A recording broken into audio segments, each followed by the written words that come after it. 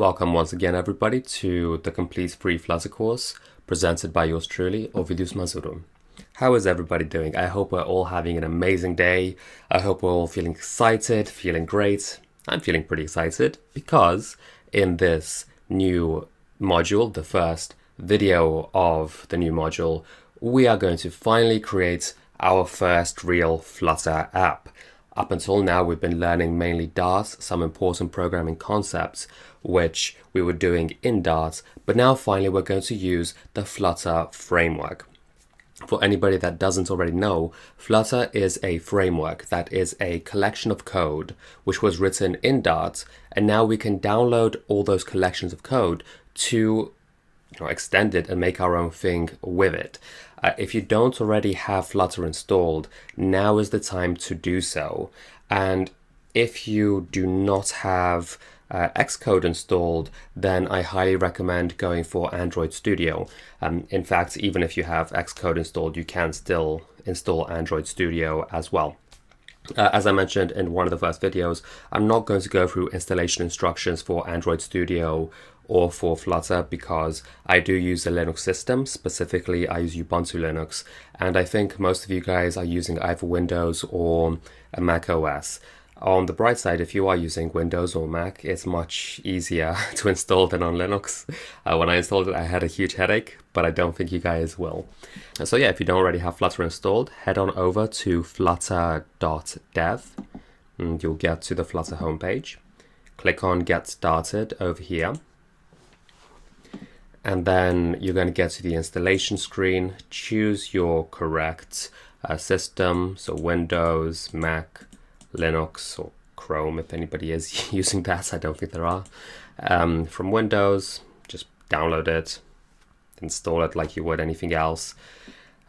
And then we do need to update the path. Similarly, on Mac OS, the only thing you need to do is download the Flutter SDK. That's all of the, all the code basically. Unzip it into whatever folder you want it to go into. You can also clone GitHub if you prefer, but this is easier, I think. And then again, you'll need to update your path. For anybody wondering why we're updating our path, this basically allows us to use Flutter from any folder in our terminal. So if I head on back to my Visual Studio Code, on the bottom here you can see I have a terminal open, and I could also just open another terminal. One of the reasons I like Visual Studio Code is because it does have the terminal here on the bottom, which is really helpful because when programming we do use our terminal often. And so once you've had your path updated, you can use the Flutter commands from anywhere. So in this terminal, you can see I'm just in my home directory. I'm nowhere special, but I can still say something like, let's start with Flutter Doctor. Flutter Doctor is a Flutter command which will check to see if everything is working correctly. So you can see, even though I'm just in my home directory, because I've updated my path already, it lets me do this perfectly fine. And in fact, if I do it in VS Code, I'm in a different folder, but again, I can just say Flutter Doctor, and the same thing will work perfectly fine, no problems. And I do recommend that, I'll close this one. I do recommend that you guys, once you have it installed, type Flutter Doctor and make sure everything is running okay. You should see this one says that you actually have Flutter installed. You don't necessarily need Chrome installed. If you do have Chrome installed, this can help with the web development. Flutter recently has been updated to allow for web development as well, called Flutter Mockingbird. So if you have that installed, great, but you do have to install it separately. Don't worry about it if you don't. To be fully honest, Flutter Mockingbird is not what I would consider production ready yet. It runs okay, but it doesn't run as well as it should. There are better options for web development, so don't worry about this if you don't have it. You should have some version of Android Studio installed. If not, Xcode will also work fine. The reason we want Android Studio or Xcode installed is because Android Studio will give us access to Android emulators Next, if you have Visual Studio or VS Code like myself installed, that's great. I do think VS Code is a better IDE compared to Android Studio because Android Studio just uses so much RAM. It slows down my computer so much when I'm using it that it makes it a bit difficult to program. If you have your emulators or simulators connected, it should have connected devices over here. So currently I don't have the emulator open, but I do have an emulator installed on my computer, so it's recognizing that. And because I do have Flutter Mockingbird installed with Chrome, Google Chrome is also counted as an emulator because I can run my Flutter apps on that as well. So I don't necessarily need to open my Android emulator to do so. But if you don't have an emulator installed, you do need to do so. And if you don't, same as before, either go through Android Studio and install an emulator that way through Android Studio, or if you're on a Mac, you can go through Xcode and install the iOS simulator as well. That's perfectly fine. And once you've done all of that, all of these should be showing as tick marks. And if it says no issues found, like mine does, that means you're ready to start coding with Flutter. If you do have any red X's over here, then make sure you read what it says. You can leave a comment down below and I'll try to help you out. Or if not, just a quick Google search should resolve your issues. But most likely what you have to do is either install Android Studio or install an emulator and everything should be working perfectly fine.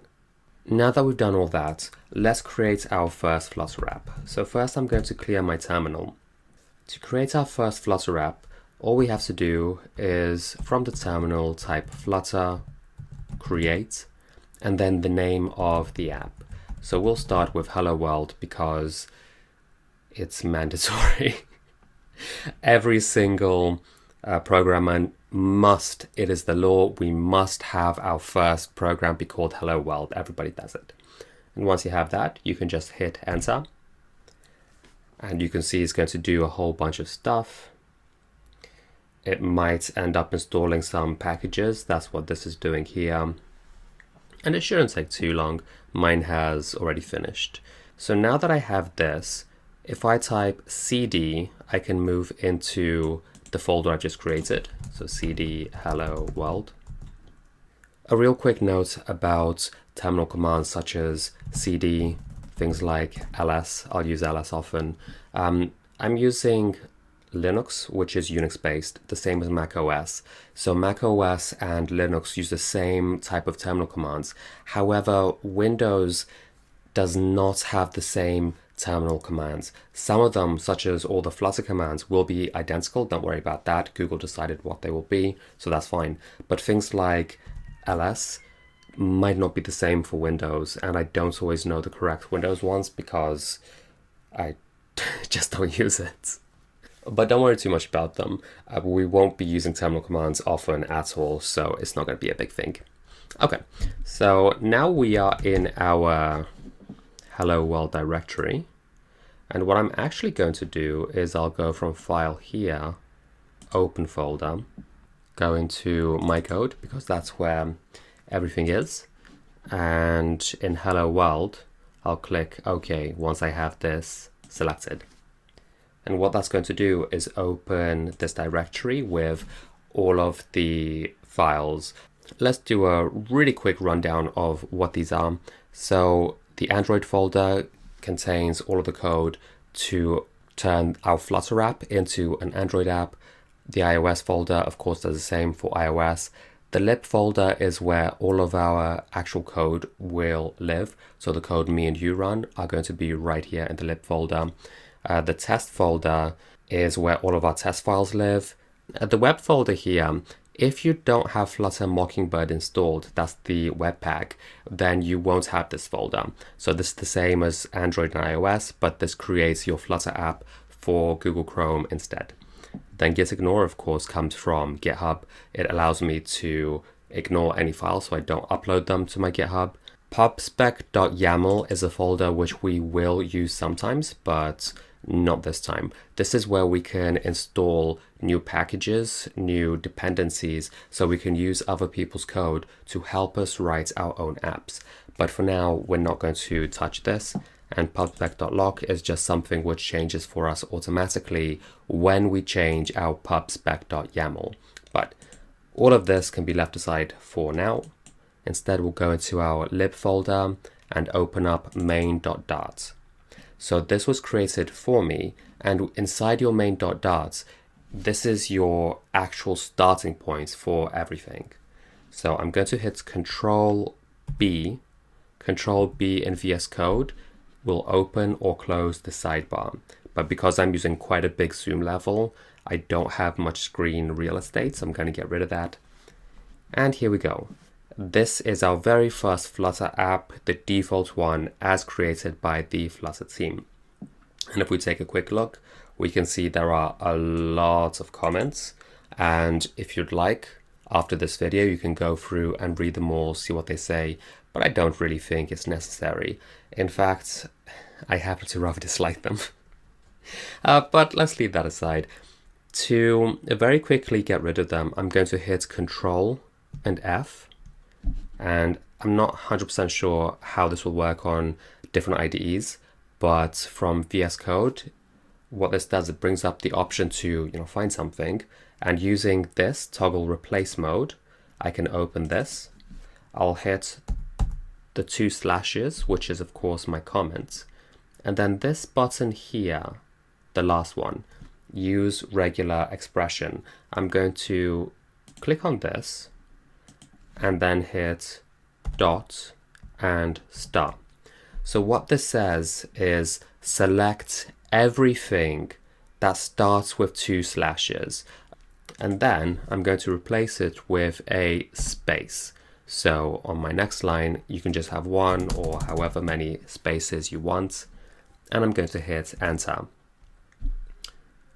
In fact, I'm going to hit Control Alt enter or press this button, because enter only does it for 1 line at a time apparently. Do that, and you can see all of my comments have now disappeared. And now that this has happened, I'm going to hit Control Shift and I. Control Shift I will automatically format it for me, and in so doing, it's going to get rid of all of these extra spaces which I have. So now that I've done that, I have that same starting code as before, but with all the comments gone, so I can actually see what's happening. So if we go all the way to the top, the first thing we're going to see is an import statement. Import package flutter / material.dart. One of the things I've kept repeating is that when writing Flutter code, we're actually writing Dart. Flutter is a framework. It is a collection of Dart code which Google wrote for us, and now we're using Google's code and extending Google's code to write our own thing. So the same way you might have seen in some of my previous videos, I had to import especially things like the exercise solution I wrote in other folders so I could access it in my main file. We're doing the same thing here. We're importing the Flutter package and specifically material.dart. Material.dart is one of Google's 2 UI frameworks. So we have material.dart, which is, if you go to Gmail, Google Hangouts, or any other Google app, all of that is made with the material design.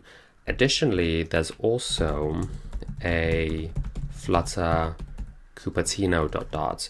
Cupertino is Google's attempt to replicate the default iOS styling.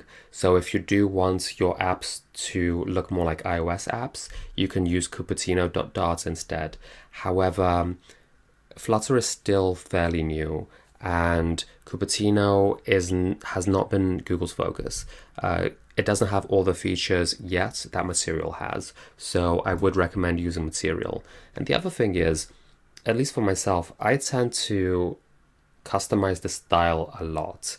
I don't use the default styling, so if I use Material or Cupertino, my app's still going to look the way I want it to look.